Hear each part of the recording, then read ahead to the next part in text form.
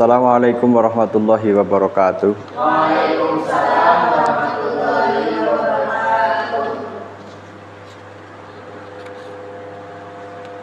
Ini tanda tangannya dulu, Mbak. Tanda tangannya. Tanda tangannya. Hari ini kita masuk ke sesi ke-9 ya. Ya, begitulah saudara-saudara. Ada pertanyaan nggak? Belum. Mari kita lanjutkan. Hari ini kita membahas, sudah selesai, Mbak? Cepet banget sih. Cepet banget sih selesainya. Tanda. Hari ini kita melanjutkan perkuliahan sosiologi pendidikan. Temanya yang pertemuan ke-9 tentang kelompok sebaya. Kelompok sebaya. Kelompok sebaya itu apa, Mbak? Semuanya setara. Sesama.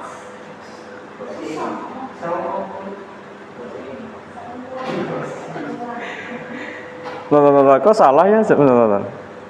Kelompok sebaya benar.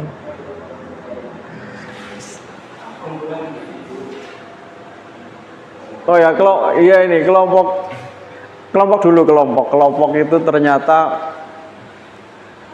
kumpulan orang atau individu yang saling berinteraksi. Interaksi itu apa? Interaksi kayak gitu ya. Yang berkomunikasi lah ya, saling komunikasi, saling ngobrol, berbincang-bincang. Ada bukan hanya monolog tapi dialog. Bedanya dialog dengan monolog tahu ya?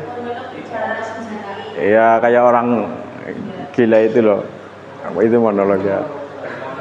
Kalau dialog itu berarti ya.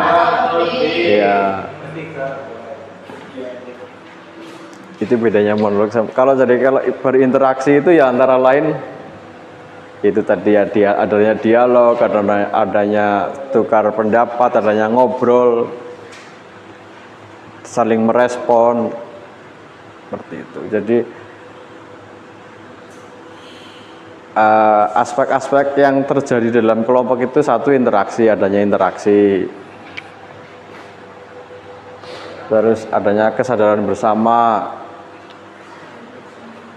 bersama bahwa kita itu punya kelompok. Zaman sekarang kan kelompoknya pakai WhatsApp ya, WhatsApp grup ya.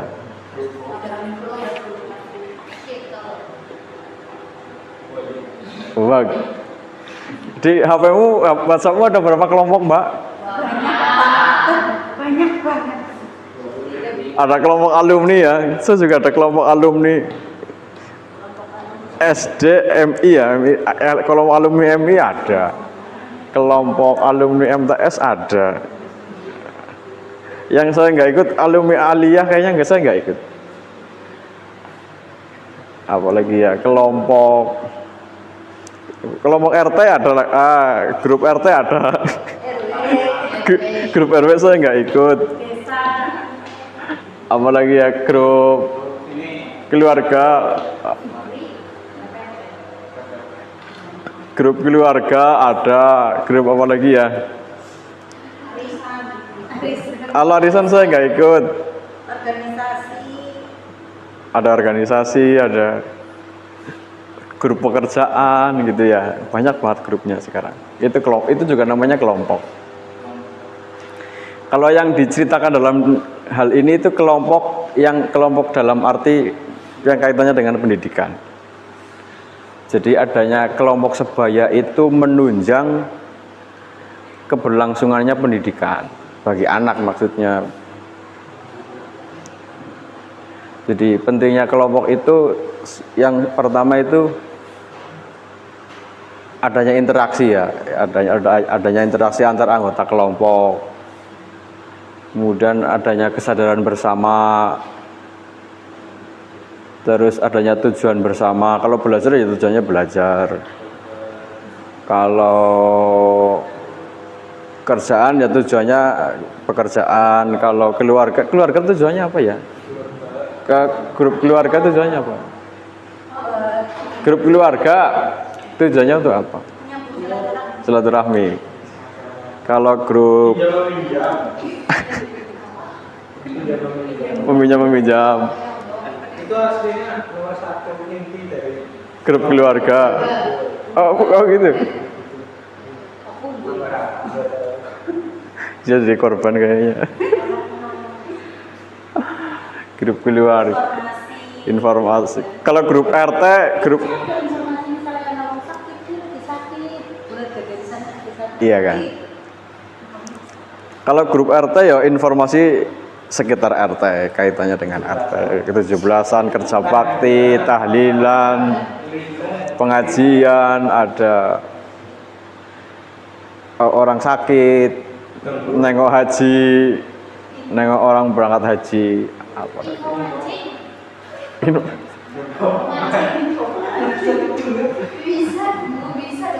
Kalau grup pekerjaan ya kaitannya dengan pekerjaan. Itu pedagang kaki lima juga ternyata punya grup sendiri loh. Di sini ada pengajian, kumpul gitu. Ada Satpol PP gitu ya, ada gerebekan gitu. Gojek juga punya sendiri ya, Gojek online itu. Ojek online, terus supir-supir truk itu juga sekarang punya grup sendiri-sendiri.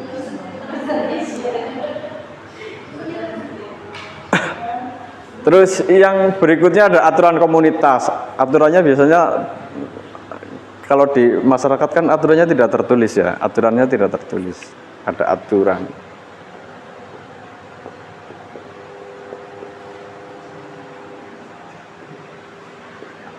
Aturannya misalnya tidak tertulis. Ya, misalnya apa aturannya ya? Di grup RT saya aturannya apa ya? Nggak tertulis sih memang aturannya ya. Mungkin kalau di grup WhatsApp ya asal tidak men-share hal-hal yang tidak senonoh, paling seperti itu kan aturan-aturannya paling sopan. Kayak gitu. Itu ada aturan komunitas. Kemudian struktur sosial. Kalau struktur sosial ini kaitannya ada ketua dan anggota, intinya itu. Ada ketua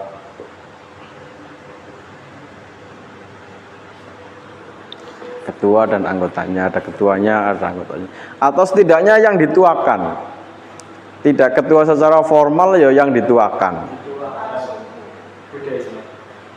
Atau yang dituakan atau yang dianggap leader atau apa lagi istilahnya, yang dianggap ketua, leader atau yang mempengaruhi yang lain. Mesti di kelompok di kelas ini pun mesti ada ketuanya, iya kan? Meskipun mungkin belum tertulis atau belum dibentuk, pasti secara otomatis itu akan muncul. Ada satu orang yang biasanya mendominasi, inginnya mengatur atau tidak mau mengatur tapi dipaksa untuk mengatur. Gitu. Terus ada yang orang yang tidak mau diatur, tidak mau mengatur, maunya ikut, tidak mau berpendapat, maunya pokoknya yang penting saya manut. Itu juga ada yang tipe-tipe begitu. Itu tipe-tipe anggota. Kalau yang tipe leader itu yang mendominasi, vokal, apa lagi, ide, berani mengeluarkan idenya, terus biasanya berani tombok, kayak gitu kan biasanya, ujung tombok dan ujung tombak, ujung tombok, apa lagi ya? Ya ciri-cirinya yang jadi leader kan gitu kan, apalagi sih?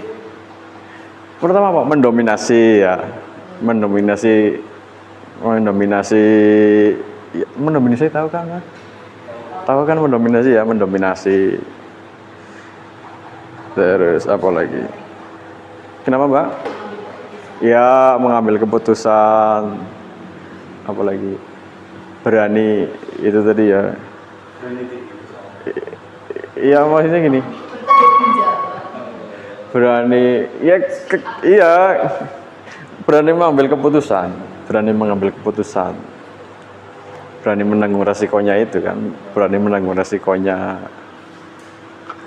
Itu tipe-tipe pemimpinan kan seperti itu. Dalam setiap komunitas pasti ada.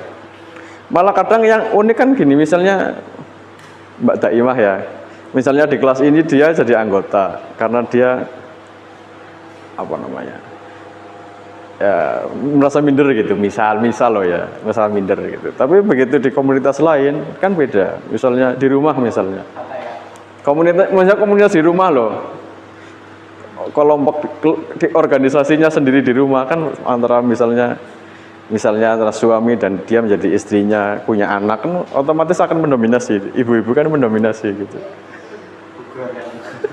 di luar tapi dia apa namanya, di luar itu dia pendiam atau manut, iya. Tapi kalau di rumah dia mendominasi, biasanya begitu.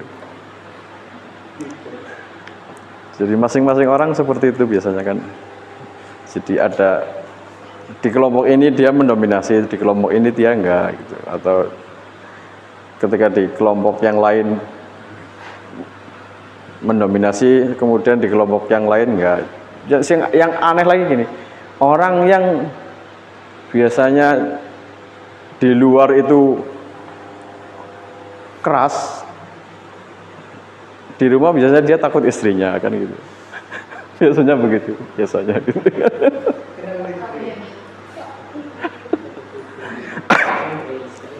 Yang biasanya loh, saya lagi cerita biasanya begitu. Kebanyakannya. Jadi pasti ada sisi-sisi, semua orang kayaknya punya sisi itu ya. Ada plus minusnya. Ada orang yang di luar itu tampaknya garang, ditakuti, terus mendominasi sekali,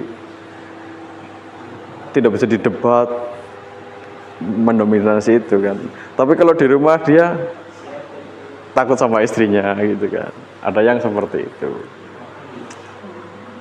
Ada orang yang ketika di luar dia apa namanya, minder, atau dia tipe yang didominasi, bukan mendominasi, tapi begitu di rumah dia mendominasi, seperti itu manusia punya sisi-sisi seperti itu. Keluarga misalnya, kita bicara tentang keluarga ya, ini ada menarik. Saya dulu pernah baca bukunya ini, judul bukunya Etika Jawa sih.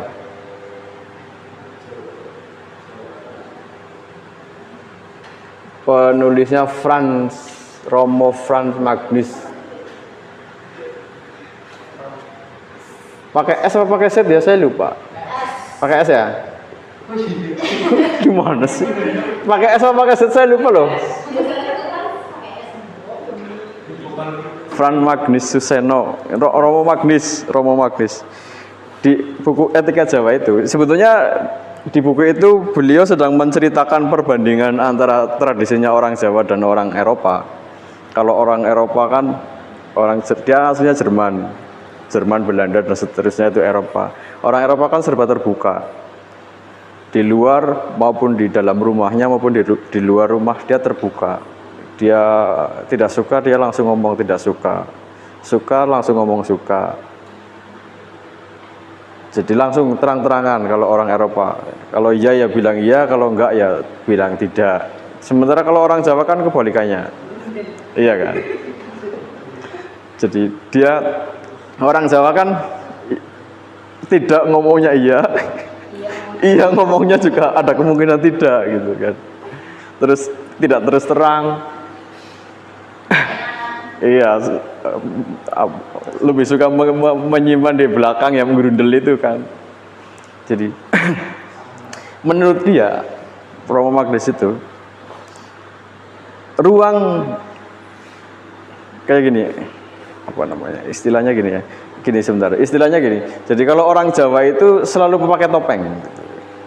Jadi selalu berpura-pura. Kalau bermasyarakat itu selalu berpura-pura, jadi diibaratkan memakai topeng, gitu.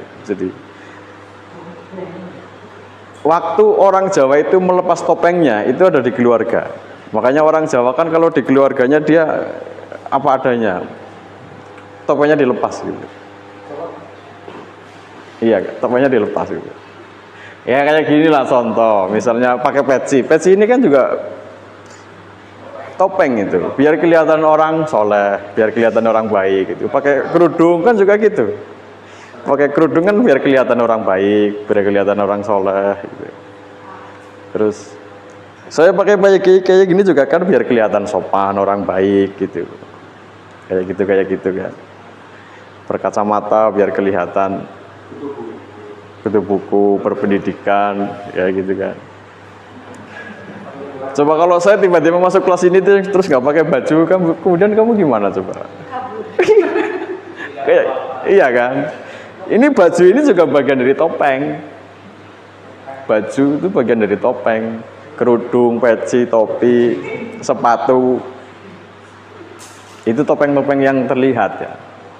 Nah, orang Jawa itu sebetulnya nggak nyaman orang memakai topeng itu. Jadi dia butuh waktu untuk melepas topengnya.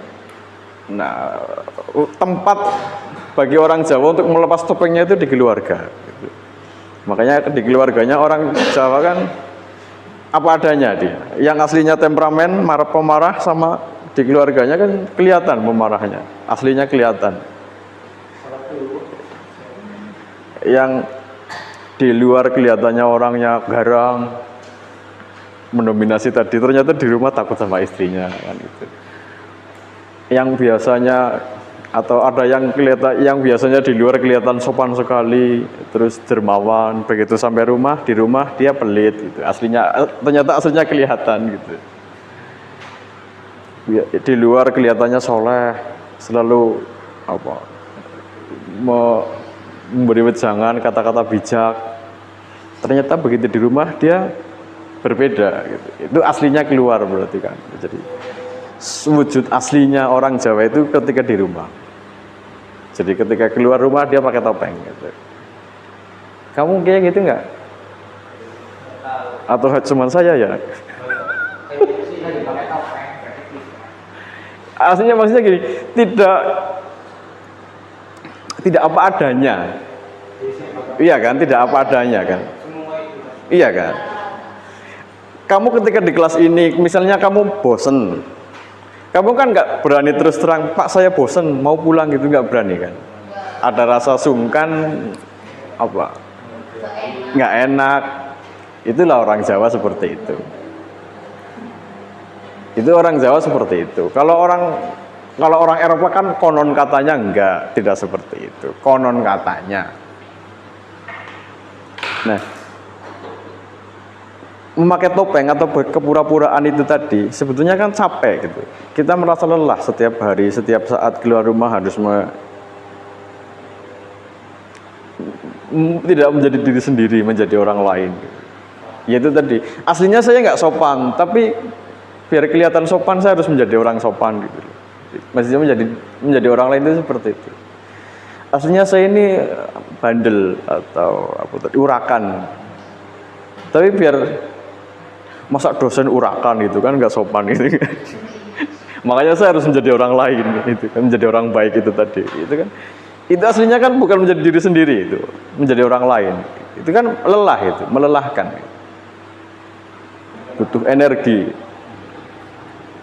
Jadi orang Jawa itu saat untuk melepas semua topengnya itu ada di rumah. Gitu. Ya pasti ada, atau ada tempat yang dianggap rumah gitu. Kos-kosannya kayak atau ya pokoknya ada lah, ada tempat yang dianggap rumah gitu. Yang merasa aman untuk membuka diri gitu. Ada tempat yang dirasa aman atau dia merasa aman untuk membuka dirinya sendiri. Mesti semua orang punya kayak gitu. Makanya kan ada orang yang butuh refreshing, butuh menyendiri, butuh menyendiri, butuh refreshing, butuh me time. Itu kan saat-saat untuk melepas penat istilahnya kan. Penat. Ya, penatnya itu ya karena tekanan sosial itu tadi kan. Tekanan sosial. Iya, bisa jadi kebutuhan sosial, tekanan yang menjadi kebutuhan ya bisa. Itu tekanan sosial. Jadi apalagi di masyarakat menjadi orang yang dikenal sebagai kiai misalnya, itu berat. Karena untuk menjadi diri sendirinya itu susah banget. Masa kiai kok nggak pakai sarung, misalnya pakai celana segini gitu kan, nggak sopan namanya. Katanya kiai tapi kok apa namanya, nggak, kata-kata apa ngomongnya nggak nggak kasar. Itu kan menjadi cibiran masyarakat. Tekanan menjadi kiai itu tuntutannya banyak, harus sopan, ngomongnya harus baik, dan seterusnya lah ya, harus memberi contoh yang baik gitu. Itu kan berat itu. Jadi kebanyakan orang yang menjadi kiai itu banyak pura-puranya. Jadi tidak dirinya sendiri, atau apa istilahnya apa ya, tidak menjadi dirinya sendiri. Makanya jangan heran kalau ada berita di TV, Gus Anu cabul misalnya, Kiai Anu mencuri, Kiai katanya Kiai korupsi gitu. Makanya jangan heran.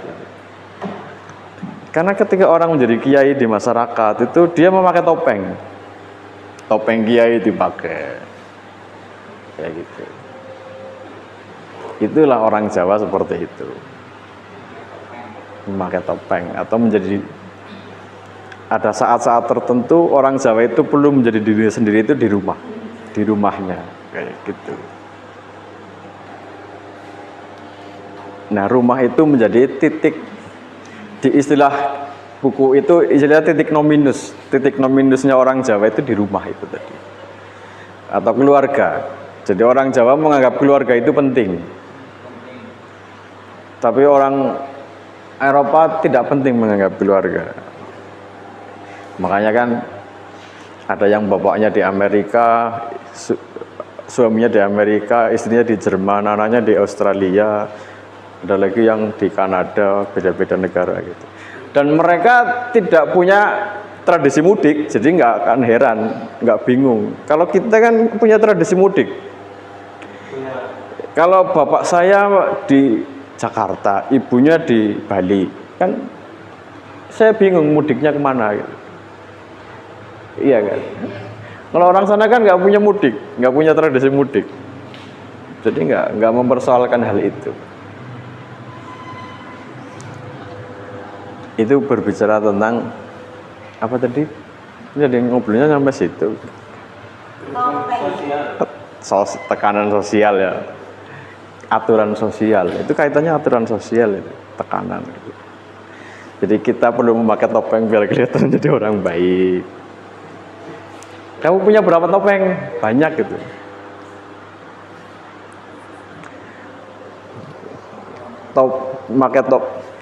Pakai apa sebenarnya? Muka kiainya dipakai, topeng kiai dipakai gitu kan.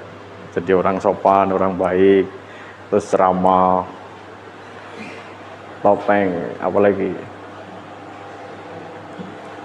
Jadi masyarakat orang Jawa ketika keluar rumah dia selalu memakai topeng. Itu tidak menjadi diri sendiri, tapi menjadi orang lain itu, menyesuaikan tuntutan masyarakat. Jadi kalau kita hidupnya mengikuti tuntutan masyarakat, itu pasti capek, karena nggak akan pernah selesai. Dia pengennya tetangga depan pengennya saya jadi orang baik, tetangga belakang pengennya saya punya mobil misalnya, tetangga samping sana pengennya saya jadi apa gitu, jadi orang kaya dan seterusnya. Itu kan tekanannya banyak gitu. Dan ketika kita mengikuti tekanan orang lain, tetangga, itu nggak akan pernah selesai. Itu ya tentang aturan sosial atau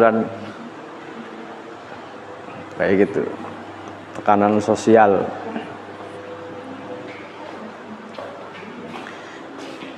Kemudian apalagi ini,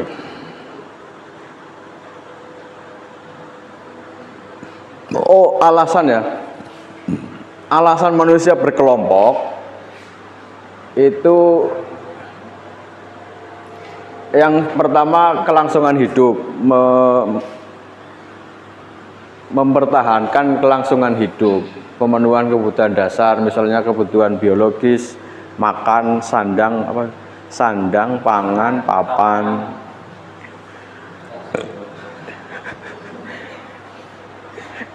Itu sih mirip itu, harta, tahta, satunya lagi siapa? Bukan menyebut nama orang, siapa?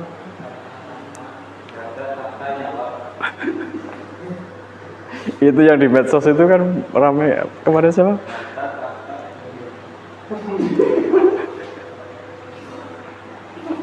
Jadi wanitanya itu menyebut nama orang. Misalnya harta, tahta, Agnes Monica gitu kan, misalnya kayak gitu.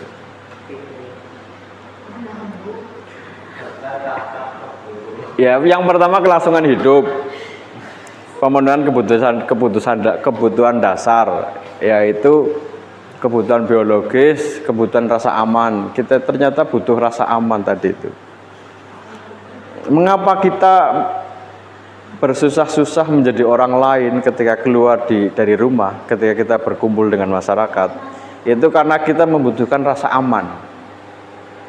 Kita membutuhkan rasa aman. Ya, aman dari gunjingan, aman dari bulian, aman dari apa lagi? Terutama aman dari gunjingan itu, aman dari bulian, aman dari cibiran, aman dari sinis, aman dari tekanan sosial, intinya itu. Cari aman. Kita berkelompok itu cari aman. Karena kalau kita sendirian ternyata nggak aman ya. Misalnya gini, ini jalan raya gede banget, jalan raya rame banget ya. Kita sendirian mau menyeberangkan rasanya nggak aman. Tapi kalau berkelompok, iya kan, ada rasa lebih berani kan, rasanya lebih berani. Apalagi semakin kelompoknya itu besar, pasti berani nyetop mobil yang dari sana, berani nyetop mobil yang dari sana gitu ya. Makanya kalau lagi ada konvoi kan, justru yang pengendara jalannya yang mengalah gitu. Ya kan? Tapi kalau kamu lagi sendirian mau nyebrang jalan raya, pasti kan kamu yang ngalah. Tapi kalau lagi 17-an ada konvoi, kan malah pengguna jalan mobil-mobil yang pada ngalah. Daripada mobilnya dikepruki, ya kan? Iya kan? Kalau lagi 17-an kan pasti mobilnya yang ngalah. Daripada mobilnya dikepruki malah repot kan, kayak gitu. Jadi kelompok ini kadang ya gara-gara berkelompok itu orang menjadi arogan gitu. Lebih rasa percaya dirinya itu muncul, rasa aman, kesejahteraan, pemenuhan kebutuhan sosial ya, eksistensi ini. Ini misalnya rasa percaya diri, eksistensi itu rasa percaya diri ya.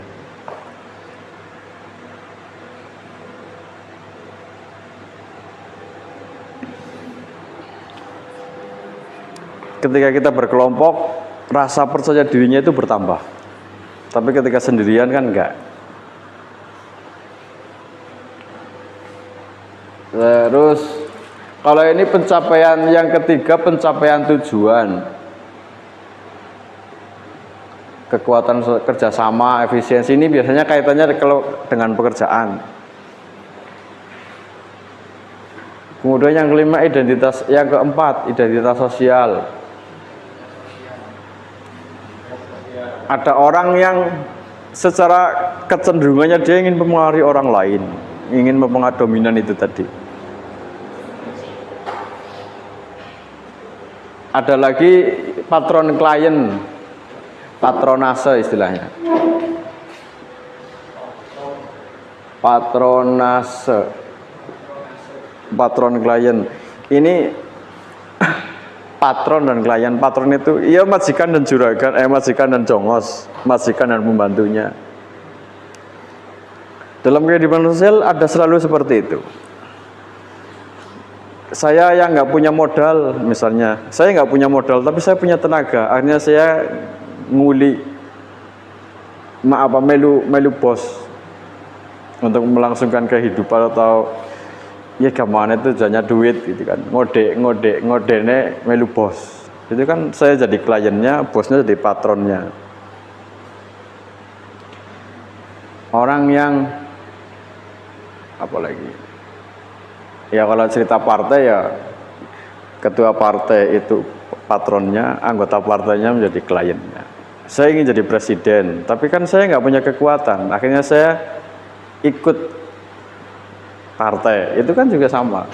Saya ikut komunitas partai, biar saya didukung oleh partai, terus maju jadi presiden. Gitu.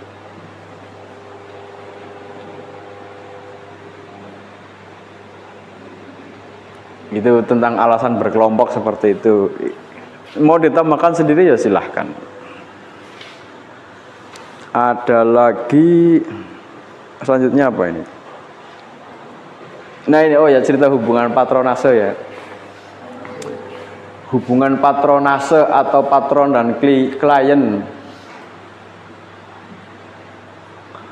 Faktor terbentuknya patronase itu ketidaksetaraan antar sumber daya ya. Gimana sih?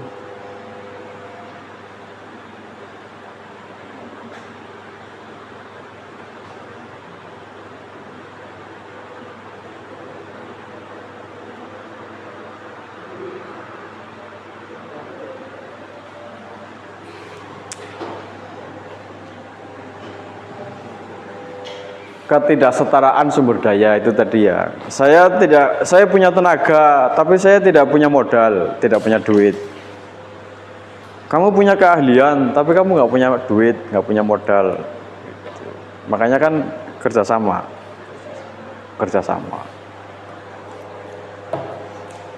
Kamu bisa ngajar, punya skill ngajar, punya keahlian mengajar, punya ilmu untuk mengajar, tapi kamu nggak punya sekolahan.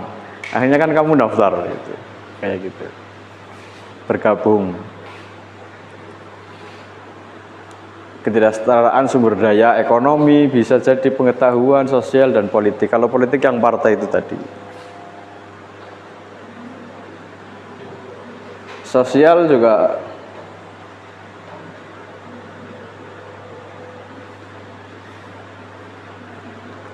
kayak gitu ya. Kemudian yang kedua kebutuhan dan ketergantungan. Itu tadi ya, patron itu membutuhkan bantuannya klien. Yang punya modal pun yang punya modal, punya usaha, kan dia bingung. Karena tidak semua bisa ditangani sendiri. Kamu punya rental, mobilnya ada 100, kan nggak mungkin sendiri gitu kan. Di waktu yang bersamaan apalagi. Makanya kan kamu butuh sopir. Kamu butuh sopir kayak gitu. Kamu yang jadi patronnya, nanti sopirnya jadi kliennya. Kamu punya usaha rental terkenal, tapi armadanya kurang. Akhirnya kamu nyewa armadanya orang lain, itu juga sama, gitu. Kerjasama. Itu juga patronase. Yang satu punya modal, yang satu punya modal tapi tidak punya tenaga atau tidak punya waktu. Terus yang satu punyanya waktu dan tenaga tapi nggak punya modal, kan akhirnya jadi kerjasama. Itu terbentuklah patronase itu tadi. Ini yang ketiga transaksi timbal balik itu tadi ya. Transaksi timbal balik. Terus nomor 5 perlindungan keamanan. Nomor 4 perlindungan keamanan, nomor 5 tradisi sosial.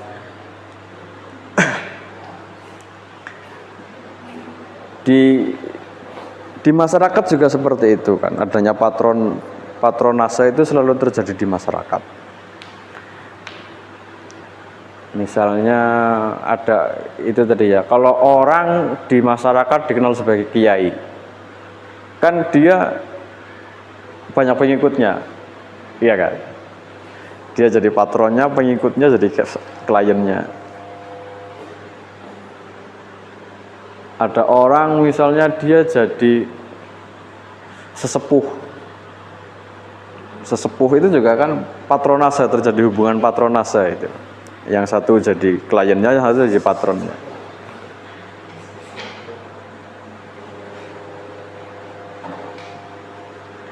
Jadi hubungan patronase itu hubungan antara itu tadi ya, antara majikan dan juragan, atau merasa hubungan antara yang dominan dan yang tidak dominan, hubungan antara yang kuat dan yang lemah. Yang kuat secara duit, orang yang kuat secara duit kan tidak kuat secara tenaga atau keahlian, akhirnya dia butuh bantuan orang lain.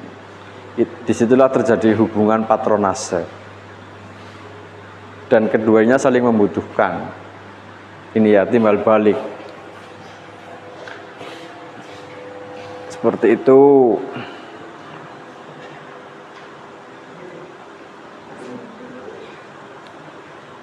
Kita kembali ke kelompok sebaya ini ya, sebuaya.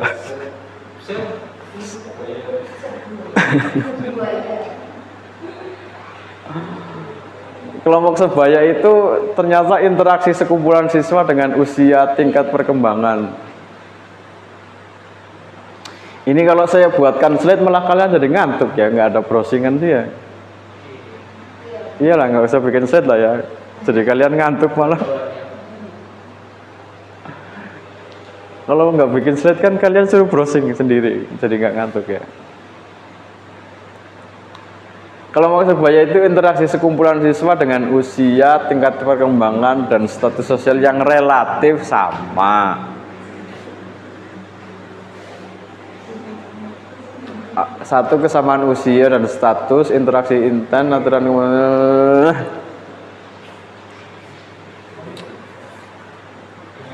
kayak gitulah ya, bisa dibaca sendirilah.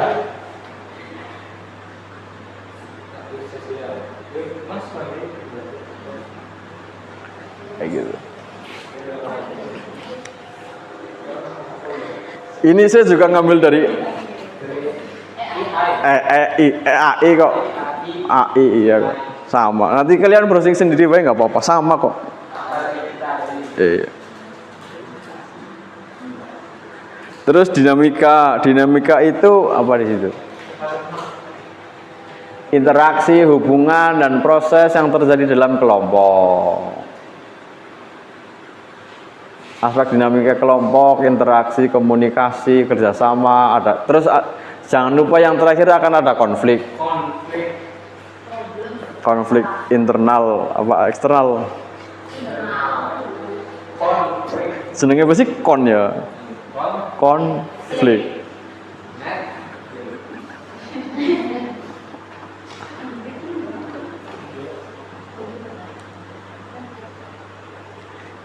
Kelompok itu, yang disebut kelompok itu berapa orang sih biasanya? Minimal 2 ya. Kalau satu nggak disebut kelompok. Individu ya. Sama kayak jamaah itu juga kelompok ya. Orang jamaah itu berapa minimal? Padahal menurut saya kalau sholat sendiri pun lagi jamaah loh. Allahu Akbar, mulutnya yang bicara, tangannya ngangkat, kan jamaah gitu. Begitu saya ruku gini, Allahu Akbar, tubuh saya bungkuk gitu kan. Coba kalau mulutnya sendiri kan kayak gini, Allahu Akbar, Allahu Akbar, kan kayak gitu dok. Nggak ada jamaah gitu.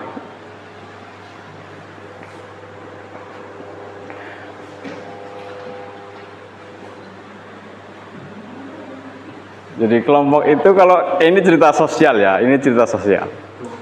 Kalau yang tadi cerita filsafat ya, akal-akalan nakal ya, akal-akalan nakal.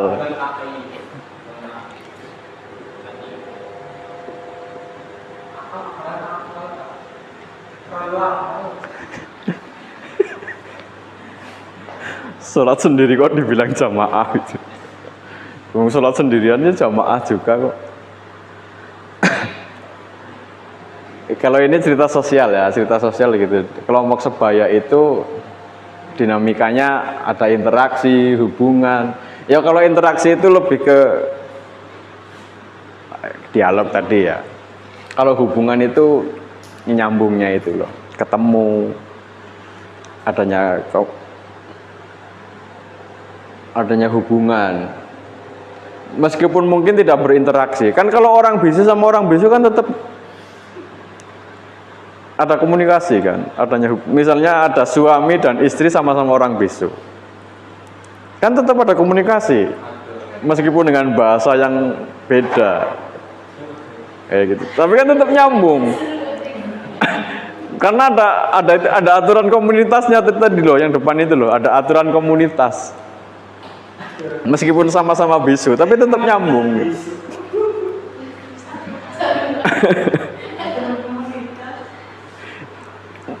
Apa sih istilah lain aturan komunitas? Pemahaman bersama. Apa istilah lainnya ya? Pemahaman bersama atau iya, pada mudenge meskipun pakai bahasa isyarat. Kayak gitu. Itu namanya aturan komunitas. Istilah lainnya. Suaminya bisu, istrinya bisu, meskipun sama-sama bisu kan tetap ada hubungan, meskipun tidak terjadi dialog. Terus mengartikan hubungan kan ya jangan ke arah sana dulu. Hubungan apa namanya, yang satu masak, yang satu kemudian mau memakan hasil masakannya, itu juga terjadi hubungan kan.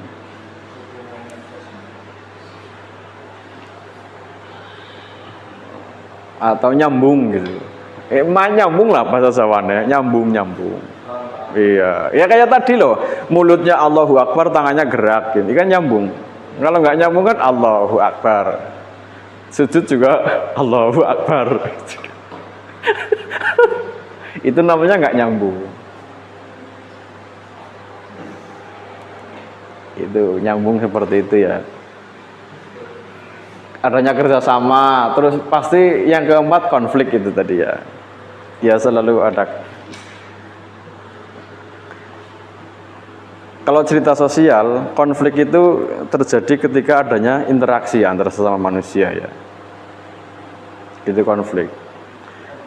Tapi sayangnya manusia kan meskipun sendirian juga konflik ya, konflik batin.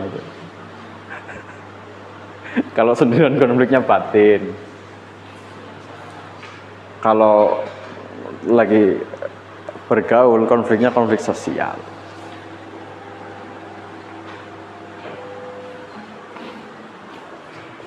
Selanjutnya apa lagi? Oh, macam-macam konflik. Ada konflik pendapat, konflik kepentingan, konflik peran, konflik kepribadian. Kurang satu kayaknya loh, pendapatan. Konflik pendapatan.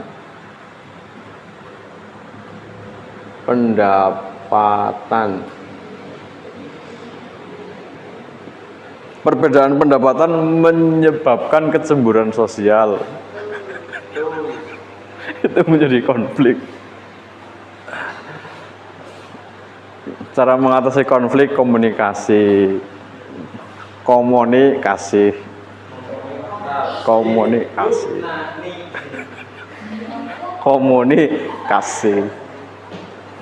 Jadi kuncinya komunikasi kan di sini nih loh, komunikasi. Gitu. Terus empati apa empati? Banyak empati. Kayak gitu ya, ya bisa ya empati gitu. Terus mencari solusi, mengelola emosi.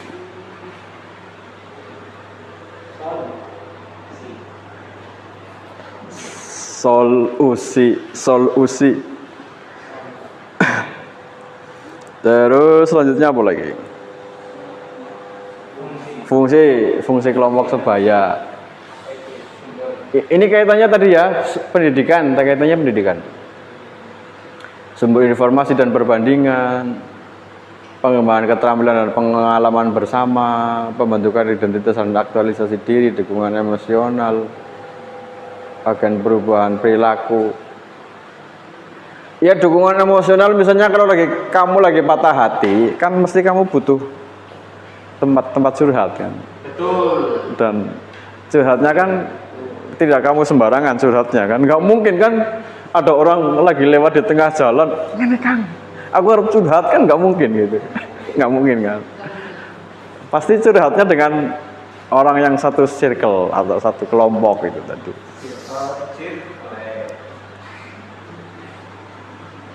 Itu perlu dukungan emosional, agen perubahan perilaku manusia itu.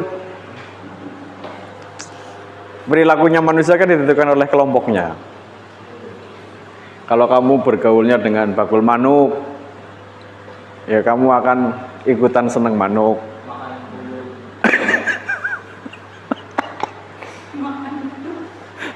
Kalau kamu komunitasnya dengan tukang mancing, kan kamu jadi tahu harga joran.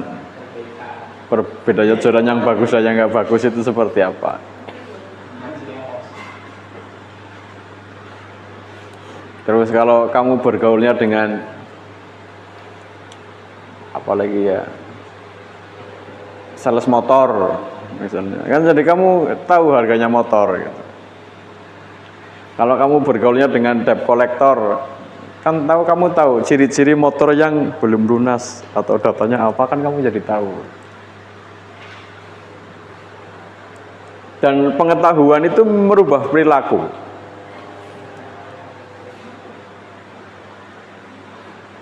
Itu juga biasanya pengetahuan merubah perilaku, juga orang lain, komunitas itu juga merubah perilaku.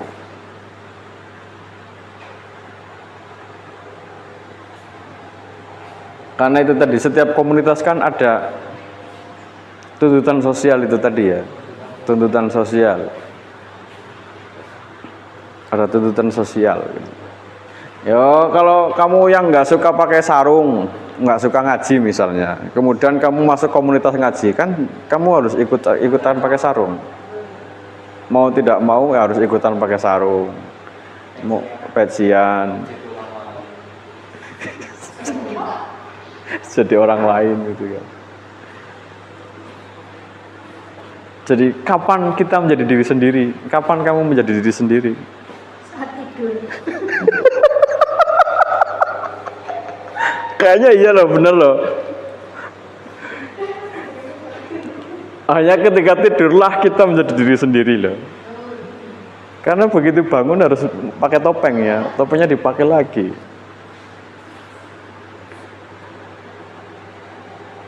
Terus yang ke-7 pembelajaran akademik, pertukaran ide.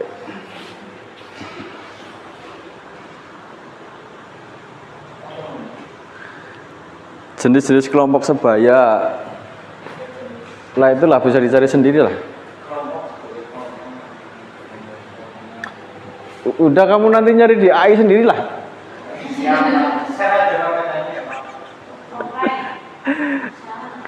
Oh ternyata ada kelompok yang tidak sebaya. Kalau ada kelompok sebaya kan berarti ada yang tidak sebaya. Tapi satu tujuan. Kalau sama-sama perempuan ya sebuaya, sama-sama buaya kan. Buaya. Aduh, Yunani.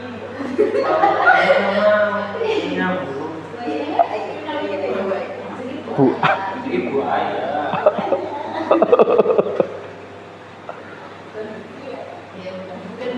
Ayah kan bahasa Sunda kan ya? Apa namanya? Ada kan? Ayah naon? Ayah wae. Ibu ayah, oh ayah. Makanya bu ayah, ibu ayah, ayah. Jenis kelompok tidak sebaya, ada kelompok usia campuran, kelompok belajar heterogen antara generasi, kelompok mentoring. Nah, yang ini patronase. Patronase itu tidak sebaya ya, tidak setara. Ya beda makom, beda makom. Ya makomnya patron itu makomnya kan makom orang kaya. Kalau klien kan makomnya makom duafa. Makomnya duafa itu.